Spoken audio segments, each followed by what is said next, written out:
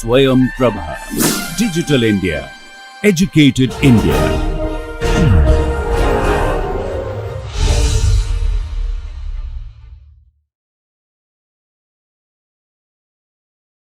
So what I wanted to do in this final session was essentially give everybody a sense of the research areas that are possible, or at least some of the research that's ongoing, some of the open challenges that are there. And essentially, although the session is around storage, what I have tried to do is try and prepare some slides that give everybody a sense of how the entire system that has anything to deal with storing stuff, right? I mean, starting from the main memory all the way to the storage system, is over time sort of coming together as just one entity. Right? So I'll talk a little bit about the use of non-volatile memories in main memories as well. And then hopefully combined with some of the research that's going on over there, both in terms of what's happening at the architectural level as well as what the open challenges are at the system software level, would give you a sense of where this entire subsystem, which is essentially the subsystem of the computer without the CPU as such, is progressing towards. Right. Um, right. So let me just quickly talk about NVMs, or when I say NVMs, I essentially mean non-volatile memories. So if you remember, we talked about flash as well in the previous lecture. And flash is also a type of non-volatile memory. So any memory technology that is able to hold the information in the cell once the power supply is cut off, it broadly falls under the category of non-volatile memories. Now, over time, non-volatile memories, or at least up until very recently, let's say 5 years ago, non-volatile memories were typically, or this class of memory technologies, which has essentially been around since the 60s in some form or the other. So this is not earth-shatteringly new or anything of that sort. It has been around in prototype format for 60, 70 years. It's just that people have found a new use case for these type of technologies, and that sort of cuts across various layers in the compute stack, both at the level of the memory as well as the level of the storage. To some extent, one can also argue that this usage of non-volatile memories in the compute subsystem started to some extent when flash was incorporated instead of magnetic material on the platters um, for storing information or as tertiary storage. Right? So there are multiple kinds of memory technologies that are there. The most or multiple kinds of non-volatile memory technologies that are there. The the one that we are most aware of is essentially NAND flash, which essentially goes into our solid state devices. But there are a lot of new ones coming up as well. And even though the prototypes have been around for 60, 70 years, people are trying to sort of apply economies of scale to it, such that the cost of manufacturing these things kind of comes down when you manufacture these things at a higher volume, and that helps increase um, the the adoption of these technologies at various points. So there are multiple ways in which non-volatile memories hold a lot of promise. Right, and then I'll quickly try to enumerate some of the things as to how these things are going to be useful. So first of all, non-volatile memory technologies. As of today, there are a lot of candidates around. Right? So even if we replace flash aside, there are multiple types of technologies. I say PCM over here. This is essentially um, this is what is known as phase change memory. STT-MRAM is spin torque transfer memory. And there's a whole bunch of other things. If you look up Google, there are multiple other technologies that are relatively close to production ready. I mentioned these two things over here because there are some products that are already out there and people are actively experimenting with these kind of things. Right. So first of all, there are many options to choose from, and that becomes especially useful from a commercial perspective as well, because then you have multiple people from which to source these parts, and that is an important consideration when it comes to designing and sort of distributing new products. The other thing that is of importance is essentially high areal density. Right. So, in I think the first hour of today's discussions, we looked at a graph where how the area density, which is the number of bits that you can store per square inch for hard disk drives, has sort of been going up very, very steadily across time, and that has to do with a lot of innovations that are happening in terms of how people are designing the materials and sort of the actual architecture of the platforms themselves. Right. So, and this is essentially required because, as we had seen earlier, there's a lot of data being produced, and a lot of the applications that are running in the contemporary world, especially things like AI and sort of stuff, they require a lot of data to be processed in a relatively short amount of time. So, for example, when you do these training tasks for these new networks, they crunch a lot of, or they need a lot of data, essentially, and that's true for a number of other applications as well. So, they have high area density, almost all the candidates around them. It's pretty high as compared to DRAM. It's much higher as compared to SRAM. The other good thing is there is no refresh or standby energy as opposed to DRAM, where you have to spend significant amount of energy every now and then to make sure that the capacitors don't lose their charge and your bits don't essentially flip to some extent. These are the sort of like the plus points that are there.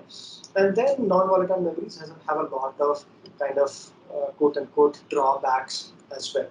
Typically, as compared to DRAM, they have higher access latencies. As compared to NAND flash, they are probably better off. So it's not as expensive accessing or getting some information from, let's say, PCM as it is from NAND flash. But that might not hold true forever. But the thing to note here is that the gap of latency differential between DRAM and everything else is still 2 to 3 orders of magnitude. Not 2 to 3x, it's 2 to 3 orders of magnitude, which is 100 to 1,000 times higher.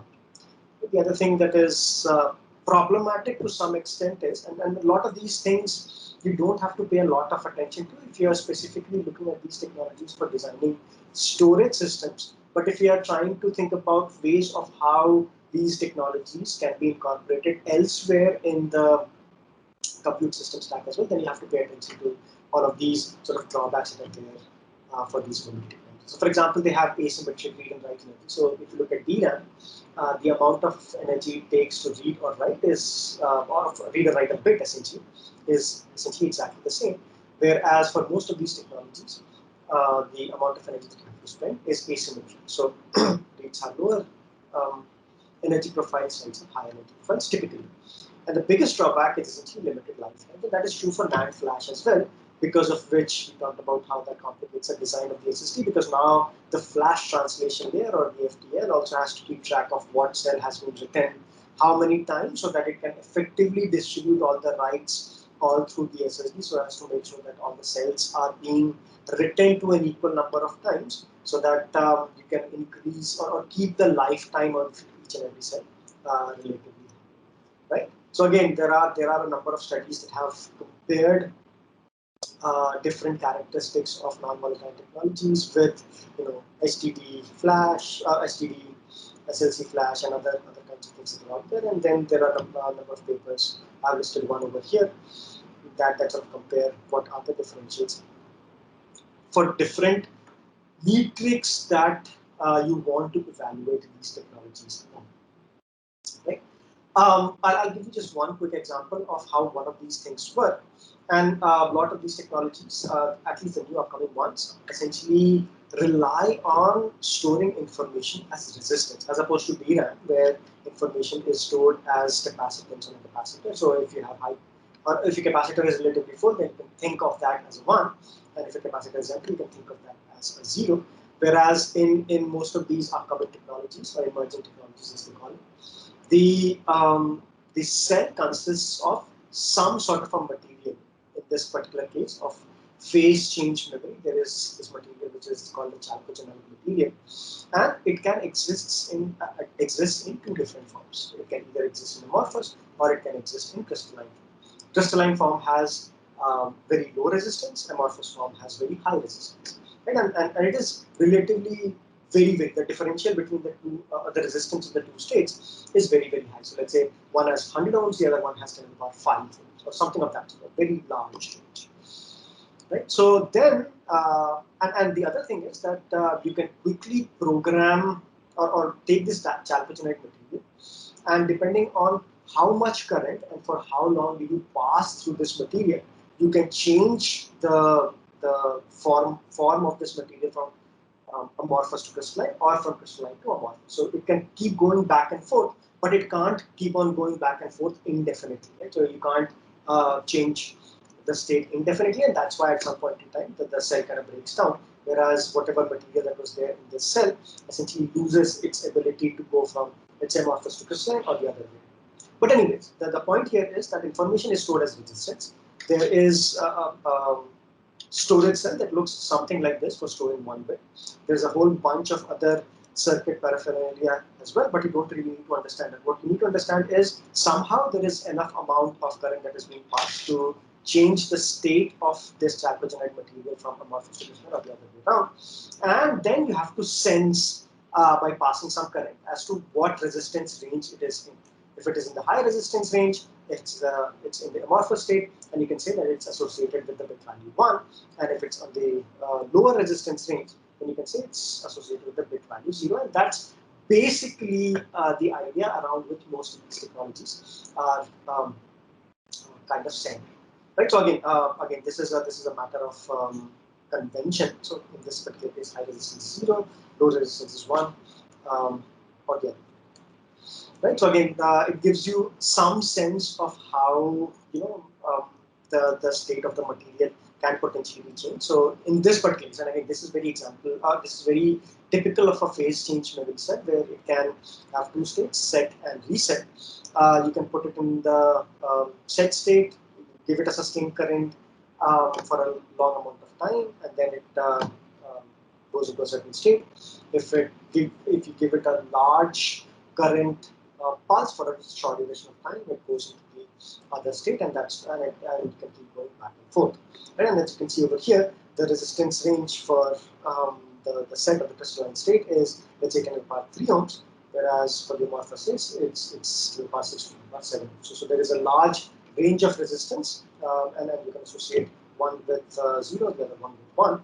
And then again, the same way we saw how the cells in flash can be divided into multiple level cells by sort of arbitrarily setting thresholds as to the threshold current, and above which it's value 0 and below which it's value 1. Similarly, over here, you could think about increasing the density or increasing the number of bits that are stored in every cell by arbitrarily setting thresholds as to what constitutes a particular range of resistances. Right? For example, in this particular case, I can say 10 to the power 3 to 10 to the power 5 is one range, and so on and so forth. So I can break down the available resistance range into 4 groups and say that each one of these 4 groups is associated with 2 bits of information. Similarly, if I break it down into larger number of groups, I can associate each group with a larger number of bits, and so on and so on. Right? So that's one of the reasons why these kind of technologies are also a little attractive, is because over time and over incremental improvements, you can sort of get the technology right to program these cells into very, very small resistance ranges, and as a result of which, just one cell can essentially, or you can essentially associate multiple bits of information with just one cell, which is typically not possible with, let's say, DRAM. Right? So that's one of the other reasons why this thing is essentially very, very, or these upcoming technologies are very, very useful, and people are very excited about it as well, because there's a large range of possibilities that can potentially be done. Right? So the question that becomes is how we use these technologies to design memory and storage systems. And then the obvious answer, as is with any trade-off analysis, is you design a system such that you can get full benefit of the plus points that are being offered by these technologies, and design a system such that you are able to somehow get over the drawbacks of all of these technologies. right? So one of the things, again, I didn't mention the other technology that has been sort of that has had a viable commercial product that has been put out there by Intel in the last 2 to 5 years. Is the Intel product line is called Intel Optane, and the memory technology that is based off of is called 3D Crosspoint. So it's called 3D Xpoint, right? And it's I personally am not aware of the exact details of how each cell or each storage cell in this sort of technology actually works. But the basic idea is that it is some variation of um, um, NAND cell. Again, I'll have to go back and check how the devices actually work. Now, people have come up with interesting ways of using this particular technology. So, Optane is today available in a DIMM form factor, which is essentially the same form factor in which your DRAM devices come. So, you might have seen this green PCB that has a whole bunch of black packages on top of it, and they sort of go into these memory slots. Similarly, Optane comes in basically the DIMM form factor as well as in different form factors that can sort of attach itself to storage devices. One of the use cases that are being promulgated as useful for Optane devices are being or for this technology to be used in conjunction with the DRAM on the memory bus, and that requires changes at multiple levels, right? So one of the reasons why I wanted to sort of put this picture up, and if you want the complete set of slides, they are available at this link over here from Fast 2020. The idea here is that even though the DIMM or the technology is available in a DIMM form factor, it's still a different technology as compared to DRAM, right? And when it was just DRAM that was sitting on the memory bus, then the memory controller had to be designed in a very specific way according to JEDEC standards, such that the memory controller could talk to the DRAM devices. And there was not much that needed to be changed across generations because the interface between the memory controller and the DRAM was essentially fixed to a large extent. And the technology was actually synchronous, right? Whereas in this case, these two things, the Optane DIMM over here and DRAM over here, are fundamentally different technologies as far as individual bit storage is concerned. Right? So which essentially, and they are sitting or they are located on the same memory bus to some extent. So these are the memory bus, and then they are connected. And this essentially is your multi-core CPU. So what has to happen over here is that you have to change your memory controller, and then this is what is known as the integrated memory controller, such that it is able to do or it's able to talk two languages to some extent. Right? So this memory controller is not only able to talk to DRAM using the traditional DDR4 or whatever standard that DRAM typically uses to communicate with the memory controller. But this memory controller is also or should also be able to talk to this Optane DIMM.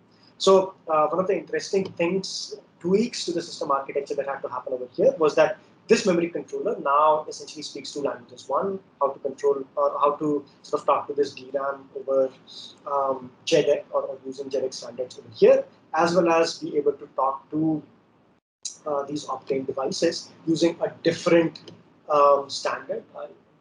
Forgetting the name of the standard, but I think it's called DDRT or NVDIMT or something like that. But anyways, it's a fundamentally a different standard than compared to JEDEC, and that's why the memory controller had to be sort of integrated. Right? So that's one fundamental change that the memory vendors had to make by integrating this memory controller over here. The other thing that, or other way in which this can, or this has potentially been used is there are two different ways in which the Optane DIMM sitting on the memory controller itself can potentially be used. Right. So as far as Intel terminology is concerned, they call it different modes. One is called the memory mode, and the other one is called the app direct right? So what Intel calls the memory mode is essentially what everybody else calls DRAM as a cache, right? So here, this DRAM that is sitting on the same channel or relatively the same buses as DIMM or the Optane devices is essentially being used as a cache for the data that is actually located in these DIMMs over here, right? And that's essentially what is known as the memory map node. So the DRAM here essentially functions as a direct mapped cache for the data that's eventually located in the Optane C. So that's one way in which these devices can be used in conjunction with DRAM. The other one is what is known as the app direct mode, and this is essentially a unified address space to a large extent.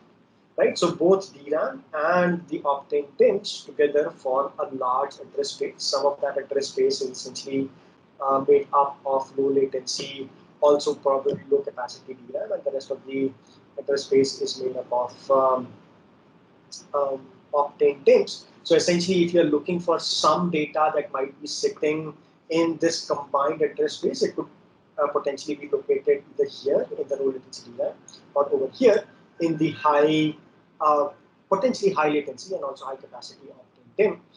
And what data gets mapped where is now becomes a function of the system software. So now the operating system is essentially responsible for deciding what goes where, and probably also to some level the application designer if they are managing their memory themselves. Right, so that's one way in which non-volatile memories are actually being integrated into the memory and storage hierarchy in this way. But again, remember, even in this case, this is one use case for non-volatile memory technologies. Although this is still at the main memory level. Right? So I have not gone down to the storage level. Either the memory mode or the app direct mode, both of them still are to some extent extensions of main memory, right? Either as a cache or as something that you can actually address via loader or store. Right. So again, there are some more details about what different kind of changes that have to be made to the system. Again, I forgot to add the link here, but I'll be getting those slides. But anyways, if you look at this NVDIMM over here, which is this Optane DIMM from before, it this DIMM itself has a small amount of logic over there, which is known as the Apache pass controller. And the equivalent, and if you want to sort of try and understand this, this Apache pass controller is an equivalent of the storage controller processor that we had in the SSD. Right? So to some extent, this Apache pass controller is essentially responsible for keeping track of if I want, let's say if the application wants to access address X, Y, and Z, which actual region within this NVDIMM does that address X, Y, and Z map to. So the request is first routed to the NVDIMM, where it goes to this Apache pass controller, and then it decides, okay, this is the region where that address XYZ is mapped to, and then it is sent back to the CPU. But it has to be done because, as I said before, NVDIMMs or non-volatile memory technologies have their own set of drawbacks. Limited lifetime is one of the biggest drawbacks that is there. And one of the reasons why this had to be incorporated on the NVDIMM is because it also, among other things, manages the number of writes, or spreads the number of writes that are there across all the cells that are present on it.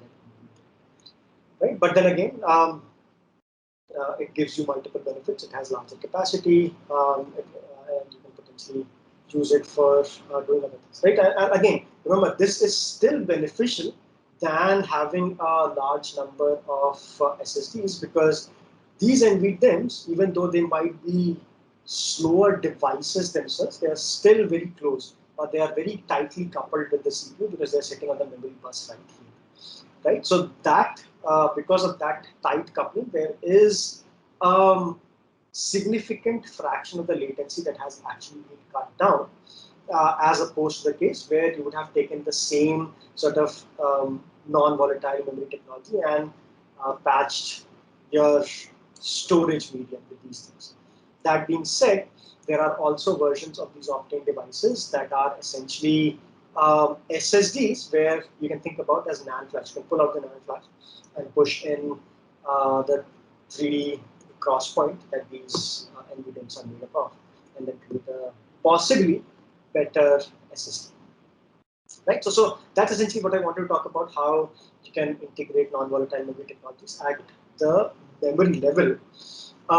What I now want to sort of quickly talk about is what kind of innovations are possible at the SSD level itself.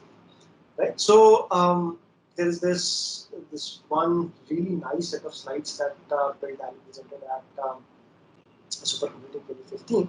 And what he showed in these set of slides was that in today's world, computation is relatively very, very cheap. Right? So assume you want to add two numbers, and both the numbers that you want to add are sitting in the registers, and the destination of that add is again a register. The energy cost of this entire operation, reading registers, doing the add, and writing it back to a register, is ridiculously cheap. Where most of the energy of a given system is being spent is in moving data around. Right? So moving data around not just from main memory to the CPU, but also from the storage system to the main memory to the CPU. And sometimes, if let's say you are attached to a storage device over the network, then you have to move the data from the network to the local memory, then from memory to the CPU, so on and so forth. Right? So on an average, what they kind of figured out with relatively back of the envelope calculations was moving data is 3 orders of magnitude costlier than computation. So if it costs you 1 unit to do the add, it costs you 1,000 units to just move those operands into the registers from, let's say, main memory or from register. And that and this gap is essentially increasing over time. So this again, these numbers are about 6 years old, and until unless fixed properly, this gap is going to keep on increasing, where moving data is going to become more and more costly. Right? And then if you're working on applications that require or that work on very large data sets, I talked about AI/ML applications before. Then there are a large set of applications which are known as big biology, where you do lot of essentially string matching over large data sets, large knowledge data sets. You do the similar kind of things over there as well, where you are moving a lot of data and then running a relatively simple sort of algorithms on top of that. But the total cost, the total energy cost of your things is because you're moving data, right? So there are multiple sort of ways that people have proposed in order to be able to kind of reduce that cost, right? And people are working on those on multiple fronts. And because this session is about storage systems, I'll sort of just give you a sense of what can be done as far as storage subsystem innovation is concerned to be able to help these kind of problems. Right? So imagine a world where most of our data is essentially now sitting on SSDs rather than sitting on hard disk drives, which are relatively dumb units to some extent. SSDs by themselves are almost complete compute subsystems by themselves. Right? So you have flash or NAND arrays over here, and I'm not talking about SSDs of the future. I'm talking about SSDs that are put out there today. Right, so they are complete compute subsystems. You actually have a lot of storage. I mean, that's what their primary job is. You have a relatively complex SoC over there that does a whole bunch of things. Typically, SSD controller SoC has 2 to 4 general purpose cores as well, in addition to a whole bunch of other specialized compute for encryption and decryption that they might be doing, as well as for running FTL code and things like that, right? There is also a small amount of DRAM that is present, and again, this entire box is essentially within your SSD. Right? I'm not talking about a complete computer. So there is a small amount of DRAM that is present in there as well, which is essentially used as main memory for running the FTL code. This is also used for doing buffering and caching for decreasing the latency of what would have otherwise been an access to the NAND. Right? So there are multiple functionalities for which this DRAM is being used, but the fact of the matter is that it's there already. Right? So you have processors, you have storage, you have DRAM. So it's a complete typical compute system by itself. Right? And from this complete subsystem, all we are using it for is essentially getting data out and putting data in, treating this as a relatively sort of a dumb storage of bits, which doesn't seem like a very um, good thing to do or a very intelligent thing to do, rather, right? So, as I said, most of this SSD controller SoC is used for SSD management tasks. Now, the question is, or it becomes interesting, especially with relation to the previous slide, is that if we can do something innovative over here, that could help us reduce the energy or the cost of data movement to the CPU, right? Remember, majority of the cost is because you have to move data from, let's say, the tertiary storage to the main memory and then to the CPU. Now, if I can, or we can think about ways in which this SSD controller SoC can be incorporated with either general purpose or specialized purpose compute for doing the same set or doing the operations right here rather than doing the set of operations at the host CPU itself. Right? If that can be done, the only data movement that has to happen is between the NAND array and the SoC controller. It will be contained within the SSD itself and doesn't have to go out of the SSD, which is going to cause a large reduction, hopefully, in the energy cost that you have to pay for moving data. Right? And that's essentially, if you look at SNIA, which is a um, standardization body for storage in the industry, they call it computational storage. Right? And again, you can call it with any name you want, but the idea remains the same, that you augment this controller with some more compute such that the data that is on your files or everything else that is sitting in your memory can essentially be read, processed, and written back over here without having the need to move it back to the CPU. Then that gives rise to a lot of very, very interesting computations or interesting sort of questions that can potentially be answered. Right? What type of additional compute should we have? Should we add more processors, general purpose processors? Should we add more specialized compute?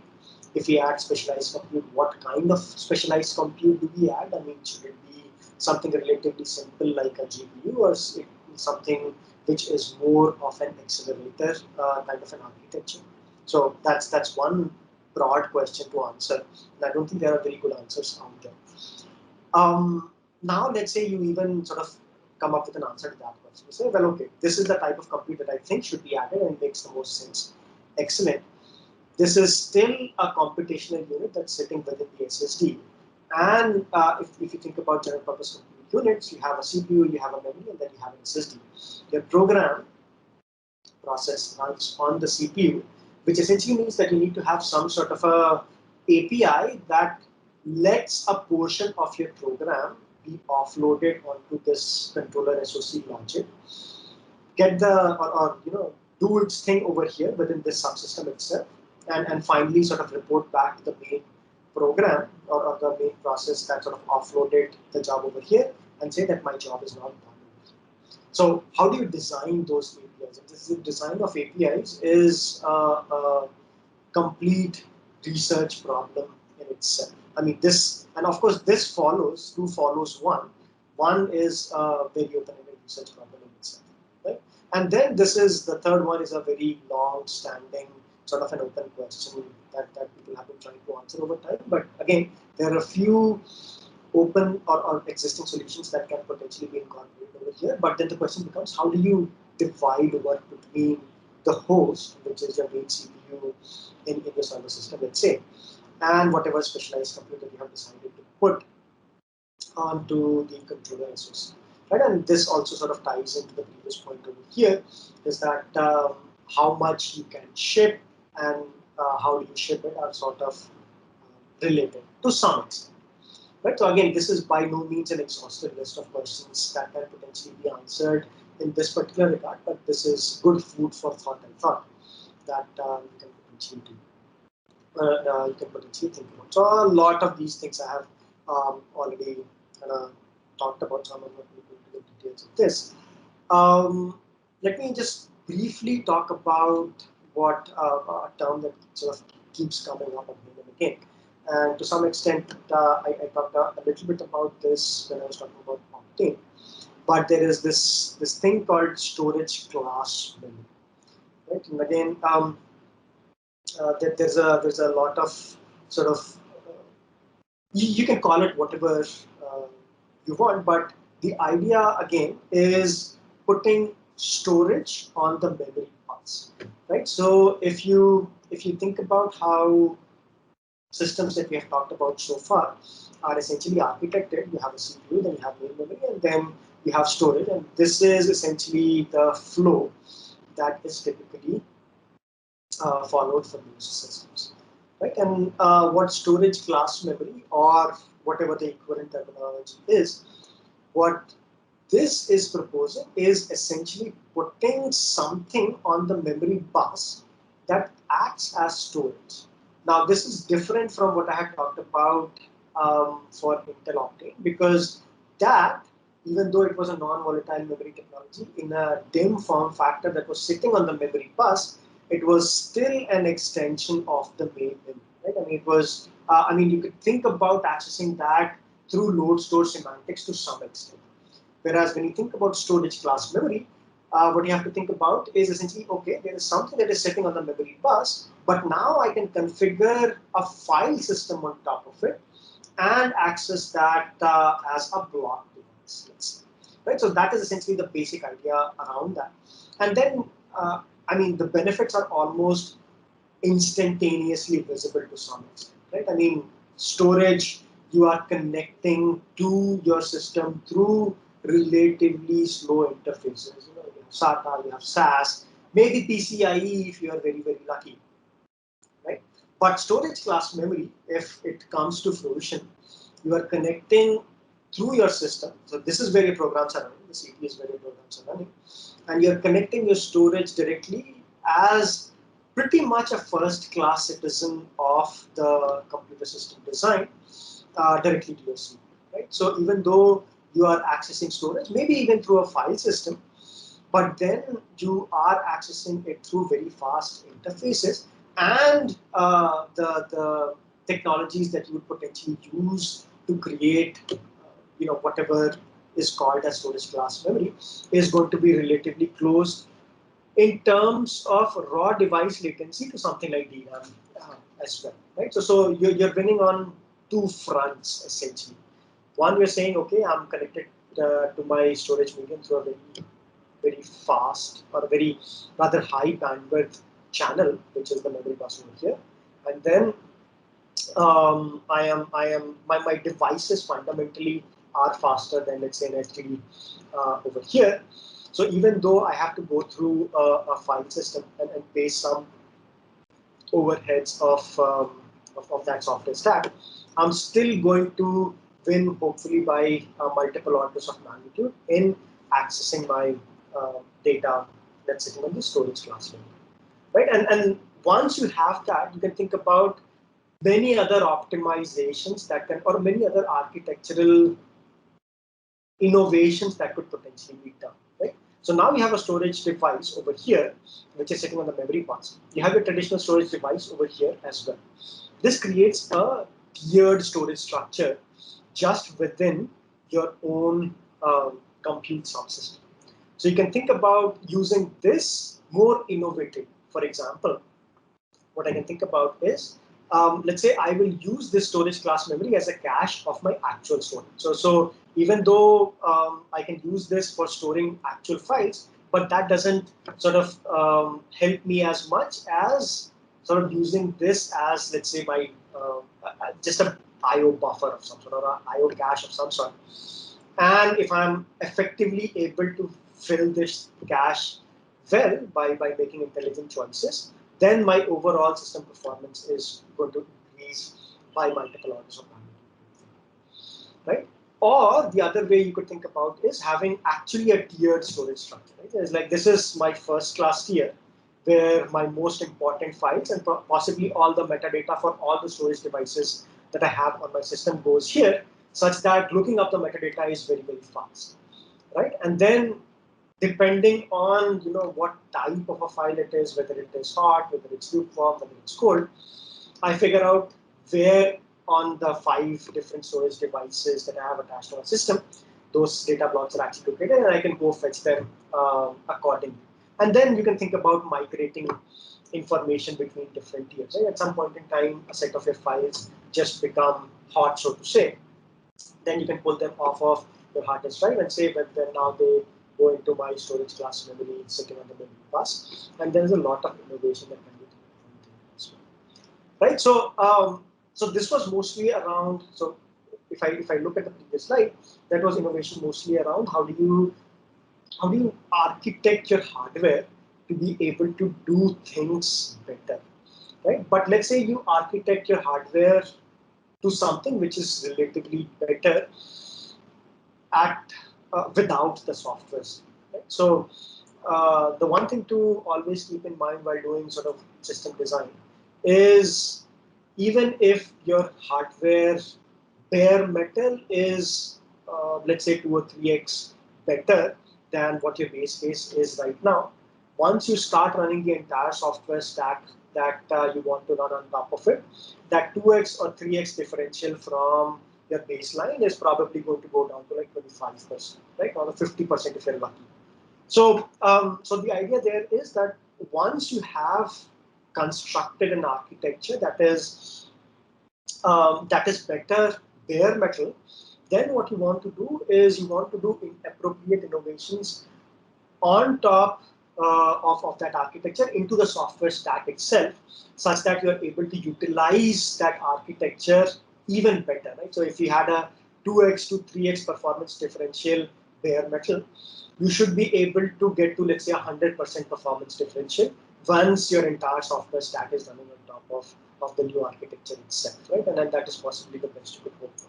So if you look at the typical software stack for storage subsystems, this is how it goes. You have the application goes to the file system, you have the page cache, a bunch of other things before it actually gets to the device. So there are multiple levels of interaction before you can get to the device, and all of this takes time, right? I mean, if you're running code, it takes time.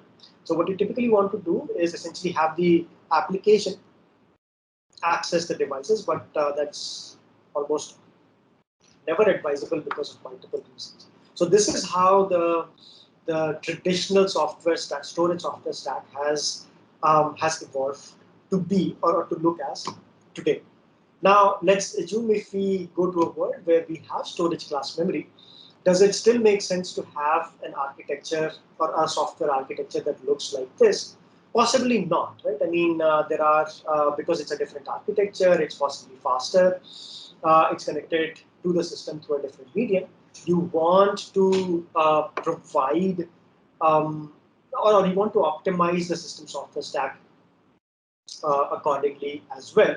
But remember, the optimization can happen at the implementation level of the file system. Right? So there's a lot of work that is happening around the design of file systems that are specifically geared towards what I was calling the storage class memory. Right? So you have your persistent memory, which let's say is a version of Intel Optane sitting on your memory channel, onto which you can configure a file system, which could be multiple different kinds of file systems. So you can go look up all of these different file systems, and they already exist out there.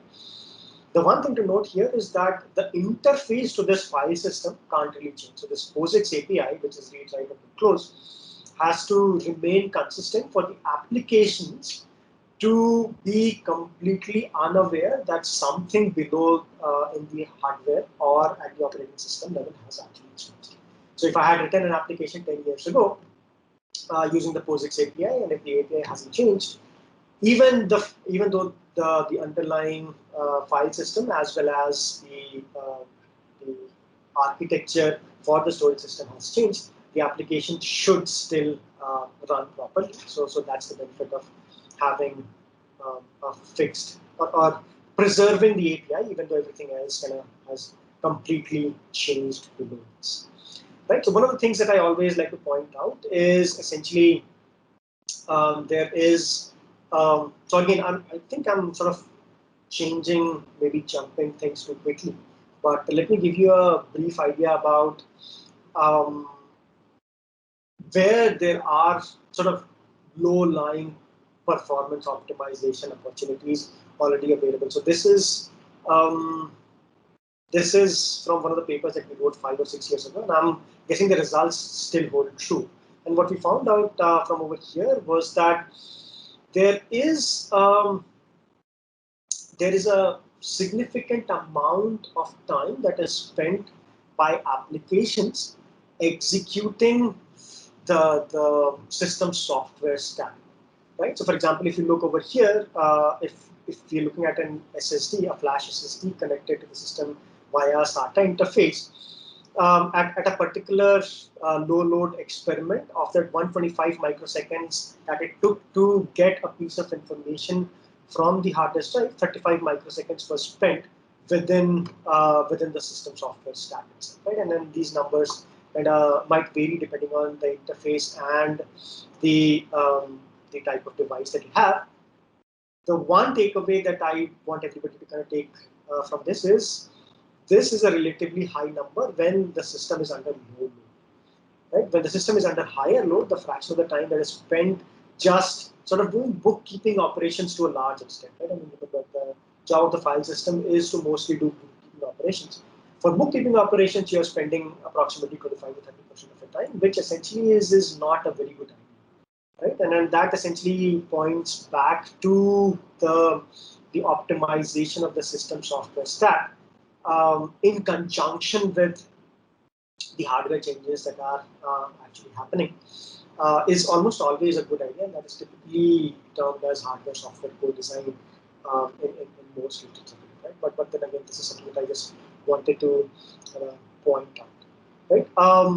Let me just quickly talk about one or two more things that are sort of happening in the data center domain to a large extent. So one thing that I didn't talk about is sort of enterprise grade SSDs. These are very expensive, high performance SSDs. So that can give you a million IOPS or a couple of million IOPS per second, or rather a couple of million IOPS, and 2 to 4 gigabytes of sequential bandwidth out of these SSDs if you really sort of put it under synthetically high pressure. Right? But these are very expensive, and if you attach them directly to one device, let's say I have a server system and I attach this high-end SSD to that one device, they're almost always underutilized, right? Because one system, irrespective of the number of cores and the amount of memory that it has, it's never able to utilize or never able to create enough demand for such a high performance storage device, right? So that essentially is a bad return on investment to a large extent, because what you're doing is you're putting a very expensive device in a server which is not being able to utilize it to its fullest potential. So what people try to sort of think about to overcome this kind of drawback for these high performance NVMe devices is to think about mechanisms by which you can potentially, let's say, utilize them better by aggregating into what is known as just a bunch of flash or JBOFs. Right? So the idea is relatively simple. You take a large box in let's say a 24 factor or something, and just put a whole bunch of flash devices in there. So you have, let's say, 15, 20 flash, high performance flash drives in there. And then you connect all the other servers that are sitting in that rack through some network, right? And the idea is that I create this sort of device that is nothing but a large storage entity, and everybody else or every other server that is sort of sitting in that rack or maybe even in the next rack is able to connect to it and get a piece of that aggregated flash capacity, and depending on whatever it needs. Right now, the interesting question over there is that this device itself, right? I mean, this conglomeration of flash devices itself has very high performance as a box, but then all the servers that are kind of connected to it might not see the exact same performance if the network becomes the bottleneck, right? So because these servers are connected to a top of the rack switch to this one device that is very high performance, so the network also has to scale up accordingly, and that is sort of beginning to happen um, with commodity networks. So 40 gigabit Ethernet is here, 100 gigabit per second is going to be sort of put into data centers very, very soon. I'm going to be surprised if it is already being installed today. Right? So then if your network bandwidth or network bandwidth and latency limitation is actually removed, then you can think about carving out this piece of this JBoF and mounting it on this server, which can potentially act as almost a local device, right? And all the servers that are sitting in that rack can get a piece of that device. So that leads to good utilization of this entire sort of JBoF that we have created over here, and gives you good sort of return on investment on these high-end NVMe devices, right? So again, there are a lot of sort of so now you have what you can think about as disaggregated storage to large extent, right? I mean, so you have some amount of local storage over there for each and every server that is sitting in the rack for, let's say, keeping your boot files and then things like that. But everything else is kind of sitting on a JBoF, and then is being mounted to look like a remote or a local sort of a file system, or a locally mounted directory over here. And as long as the network is low latency, the for the application which is running on top of these servers, it almost seems like the storage requests are being serviced off of a locally attached disk. Right. So again, this is one prototype that we built a while back that can potentially be used. This is essentially what is known as NVMe over Fabric. Right. So NVMe devices connected over some sort of a interconnect fabric. In this particular case, it was Ethernet. It could be anything else that you want. And then we did some experiments which turned out and showed that it scaled very well, as well as it provided or the latency differential because of executing extra bookkeeping at both ends, at the JBoF as well as at the server level, was effectively very smooth. Right. So then again, if you think about an architecture, if you sort of zoom out and start thinking about architectures at the rack level. Right? So you have a switch, then you have a whole bunch of compute nodes, and then you have this disaggregated storage. Each one of these devices kind of connects to this NVM over Fabric kind of a storage. Then it almost becomes a utilization question to some extent, right? How do you figure out distribution of the storage across these compute nodes? How do you figure or how do you change that distribution on the fly without affecting SLA requirements for each one of these applications that are running on each one of these compute nodes? Um, and a bunch of other things, right? I mean, if you think about jobs that are going to be scheduled on each one of these nodes, are essentially sort of some sort of containers that are being put on here by using some sort of an orchestration mechanism, Kubernetes or whatever it is. Then you can think about, how do I make sure that the jobs that I'm going to schedule on each one of these compute nodes is scheduled in such a manner such that the tail latency for every job that's running on each one of these compute nodes cumulatively can point is reduced as much as possible. Right? And then again, different kinds of questions can be asked, but it becomes a very interesting sort of a design point for which to answer interesting questions. Right? Okay, so that's all I had for today, and I think I'm just out of time. So I'll stop here now. These are my contact details. These are easily available online as well if you just look me up. So feel free to sort of um, send email or just contact me if you have questions. And I'll stop here now and take any questions that you might have. So I had two questions. First one was this. I mean, yeah, it's not really well-formed question, I would say, but I recently read that Google is facing a lot of problem with respect to its storage, right? So as you said, that storage is a big bottleneck for all these data centers. So I think people have been touting these non-volatile memories for a long time. But obviously, these technologies are immature, right? So we only have hard disk drives and flash, and I mean, it's what do you think is truly the next big breakthrough in terms of storage, and in terms of, I mean, practical storage, not long-term cold storage. I mean, not tape. Tape is always going to be there, but yeah. I don't think there are going to be big breakthroughs. There are going to be incremental improvements. There are going to be big ideas, but big ideas don't necessarily translate into sort of widely adopted products.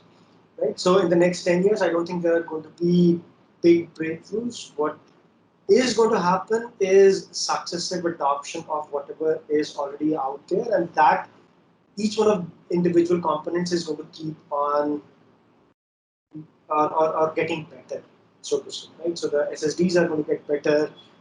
Flash is going to be replaced by, let's say today, 3D Crosspoint, tomorrow PCM, um, maybe 5 years down the line by something else, which as a device itself has much better lifetime and latency characteristics. Right, and because the storage system itself, right? So just taking the Intel Crosspoint as an example, also rather Intel Optane as an example. Intel was able to put this product out there because they control the memory controller. So if they wanted something to be put out there, then they can make the changes in the memory controller because the memory controller is the part of the CPU package, and then it's easier for them to kind of also help put something out that can integrate well with the existing products. Now, if something comes along tomorrow which does not have this kind of a support, right? Either at the level of the memory controller in this particular case, or some other level, right? I mean, let's say tomorrow a storage technology comes along which is only able to do better if you move to PCIe XYZ, for which there are no other takers. Right? So in that case, it becomes very difficult for the next breakthrough to be widely adopted because of various factors like that. Right? So in a nutshell, what I'm trying to say over here is that at least from a commercial viability perspective, things are going to keep on changing for the better incrementally, and hopefully over time all of those increments themselves will add up to something more substantial, which already has happened, right? I mean, even if you just look at the last 7 years or so, the NVMe SSD devices were able to do or were able to give such high performance because of multiple things that happened, right? I mean, the SSDs were able to put on the PCIe bus, which was not possible until unless Fusion IO was one of the first companies that was able to do that. Right? So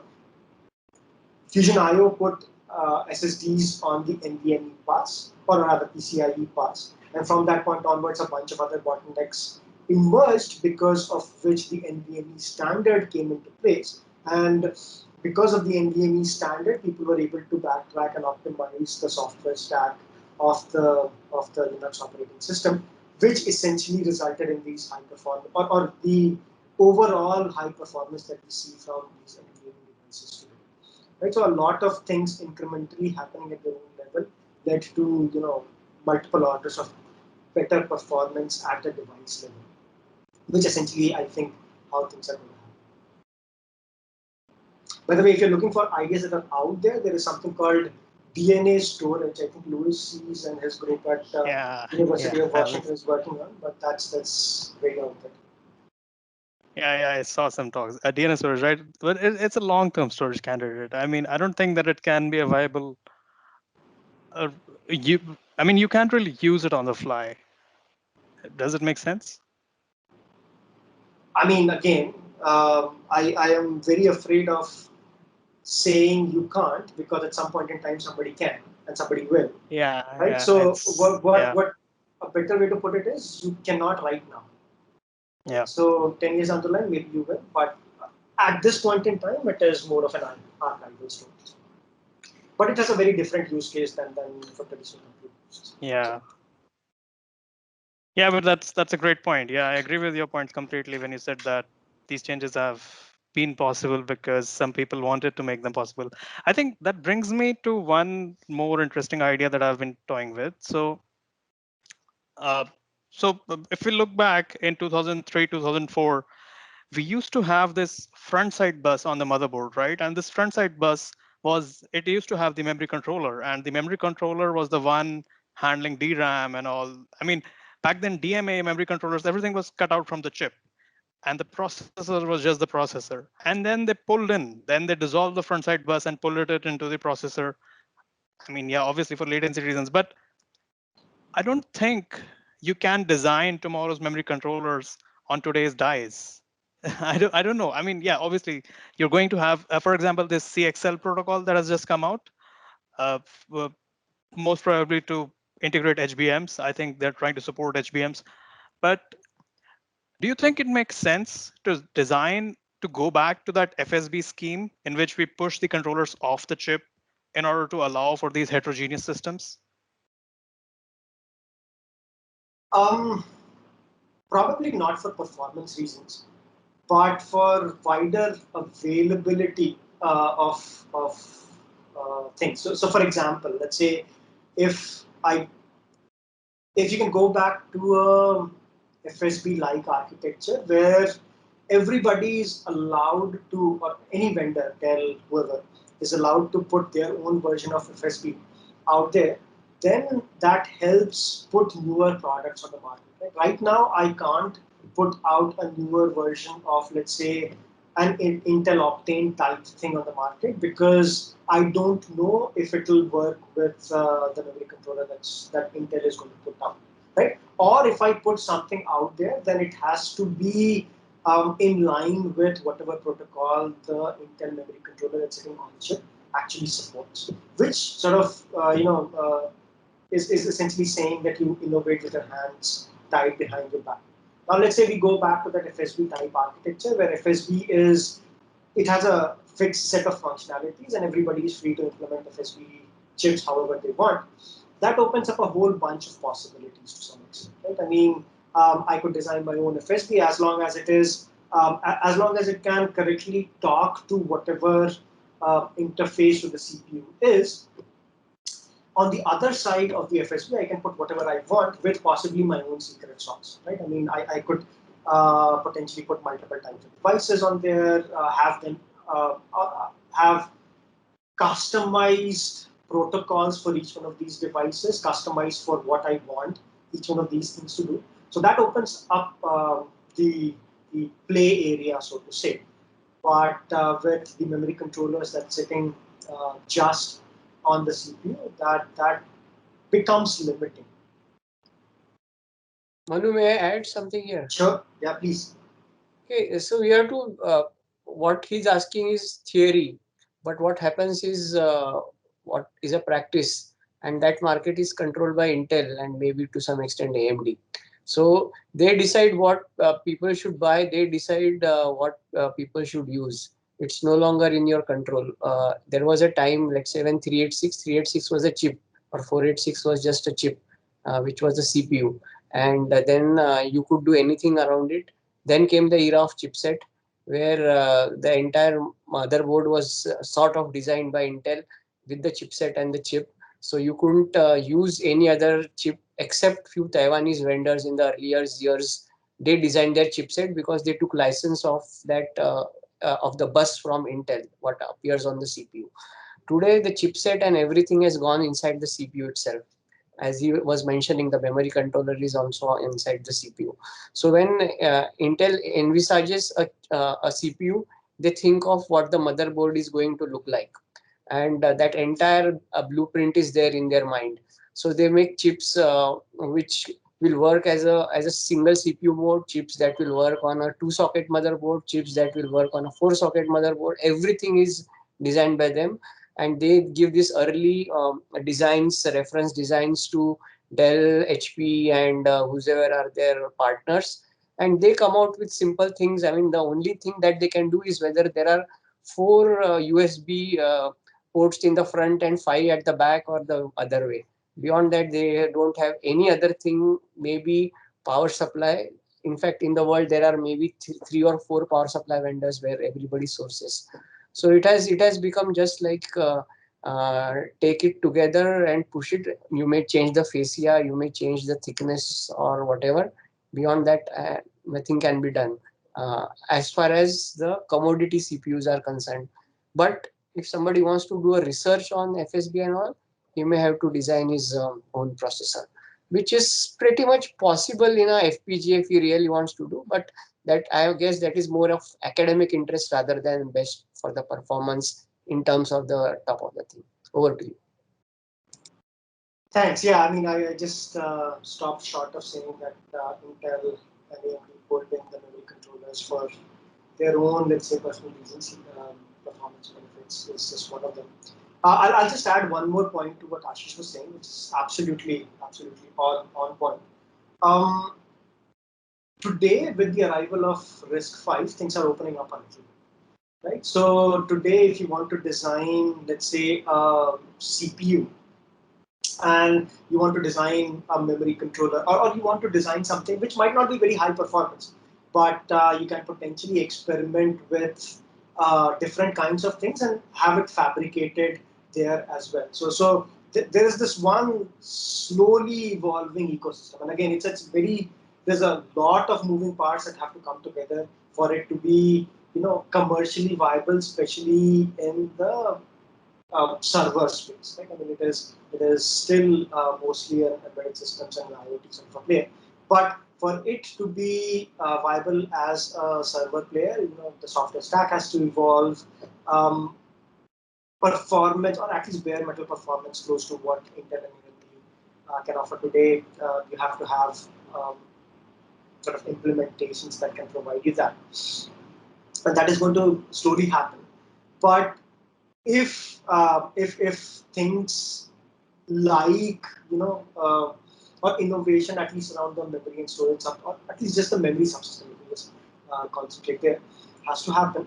At least there is the one ray of hope over there that you can experiment with the RISC-V ecosystem without being dependent on or without having complete domination by Intel and just them setting the agenda and everybody else kind of following through. But then again, it's a very small, thin, feeble silver lining, which might or might not pan out in the long term. But at least it's there.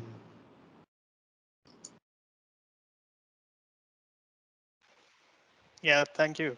Thank you. Those are great points. I especially appreciate Ashish sir's points. And yeah, this is, yeah, I think my interests are more inside of academic, but absolutely. I think I read somewhere Linus Torvalds he was ranting that Intel essentially blocked off ECC memory from reaching to end consumers because they just wanted to protect their server markets. So yeah, these people have definitely played the markets to their advantage. But I think we do have the Shakti processor right now coming up in Madras, right? The Shakti processor is built on the RISC-V ISA, if I'm not mistaken. So uh, it would be really interesting to see what kind of design decisions. I tried to find documentation on those processors. I could not find anything. And now, especially we see these heterogeneous systems coming up. For example, all new exascale platforms that are being designed for HPC, they are being designed for these AI workloads. Yeah, so this world is so fast changing, and it would be really nice to see what decisions happen in the next decade. So yeah, thank you very much for your opinions.